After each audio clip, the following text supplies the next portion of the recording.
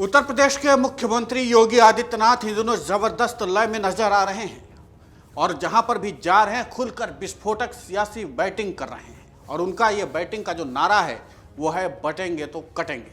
इस नारे के जरिए मुख्यमंत्री योगी आदित्यनाथ एक नहीं दो नहीं बल्कि तीन राज्यों में अपना सियासी वर्चस्व स्थापित कर चुके हैं।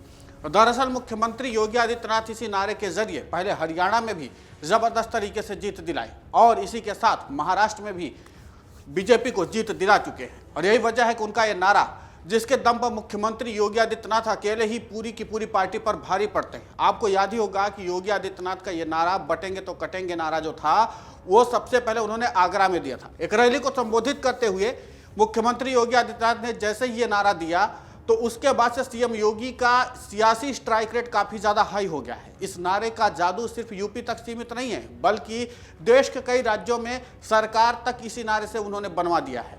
हालिया समय में हरियाणा महाराष्ट्र में बीजेपी की जीत के पीछे इसी नारे को माना जा रहा है।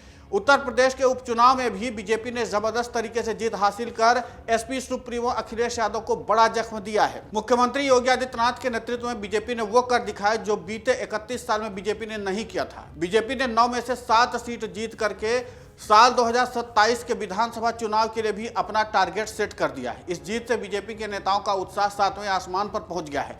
बीजेपी नेता तो इस जीत के बाद अब शेरो शायरियां भी करने लगे हैं। उत्तर प्रदेश के डिप्टी सीएम ब्रजेश पाठक ने शायराना अंदाज में अखिलेश यादव पर तंज कसते हुए कहा, सीने में जलन आंखों में तूफान है। उपचुनाव के नतीजे के बाद समाजवादी पार्टी की जमीन खिसक गई। जब भी सपा सत्ता में आई है राज्य में गुंडों और माफियाओं का आतंक रहा है। उनका काम दूसरों की जमीन और मकानों पर कब्जा करना है, इसलिए राज्य की जनता ने उन्हें सिरे से नकार दिया है। चुटकी लेने में सिर्फ ब्रजेश पाठक का ही नाम नहीं है। बीजेपी के तमाम नेता इस जीत से काफी ज्यादा उत्साहित है। राज्य के एक और डिप्टी सीएम केशव प्रसाद मौर्य ने कहा, पीएम मोदी के नेतृत्व में देश आगे बढ़ रहा है। इस उपचुनाव में जनता ने समाजवादी पार्टी को बिल्कुल नकार दिया है। समाजवादी पार्टी की जमीन खिसकने से खलबली मची हुई है। राज्य की जनता ने उपचुनाव में बीजेपी को 9 में से 7 सीटें दी हैं और महाराष्ट्र में प्रचंड बहुमत देकर के एक बड़ा मैसेज दे दिया है। लोगों को सपा सरकार की गुंडई याद है, इसलिए 2027 में तीसरी बार भी भाजपा की सरकार बनेगी और सपा साफ हो जाएगी। इस उपचुनाव ने एसपी को गहरा जख्म दिया है तो बीजेपी को साल 2027 को जीतने का मंत्र भी मिल गया है।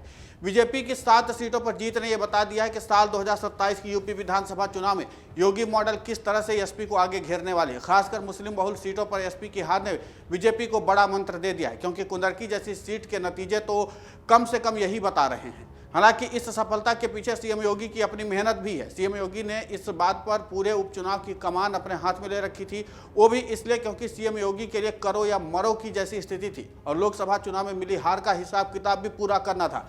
इसलिए सीएम योगी ने तय किया हुआ था कि इस बार अपना वो जलवा दिखाएंगे। सीएम योगी भारतीय जनता पार्टी और आरएलडी के प्रत्याशी के पक्ष में 5 दिन में 15 चुनावी कार्यक्रम किए। सीएम योगी ने भारतीय जनता पार्टी और आरएलडी प्रत्याशियों के पक्ष में 5 दिन में 15 चुनावी कार्यक्रम किए। योगी ने फूलपुर, मझवा, खैर, कटहरी में 2-2 रैलियां की। गाजियाबाद में भी सीएम योगी ने एक रैली और रोड शो किया। वहीं कुंदरकी और मीरापुर में भी सीएम योगी ने रैली की। हर विधानसभा सीट पर योगी के बाद उन्होंने कार्यकर्ताओं से भी संवाद किया। इसके साथ ही उन्होंने कई बैठकें भी की। हर बैठक में मुख्यमंत्री योगी आदित्यनाथ ने इस चुनाव में कटोगे तो बटोगे का नारा दिया था। इस नारे की चुनावी भर काफी चर्चा रही।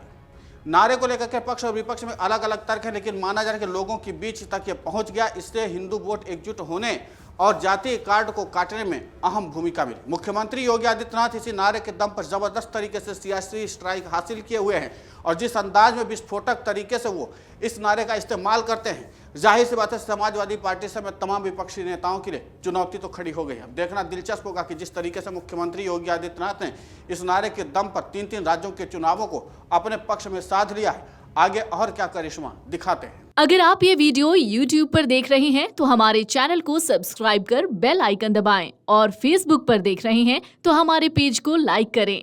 8 मिलियन प्लस सब्सक्राइबर, आपके इस भरोसे के लिए बहुत धन्यवाद।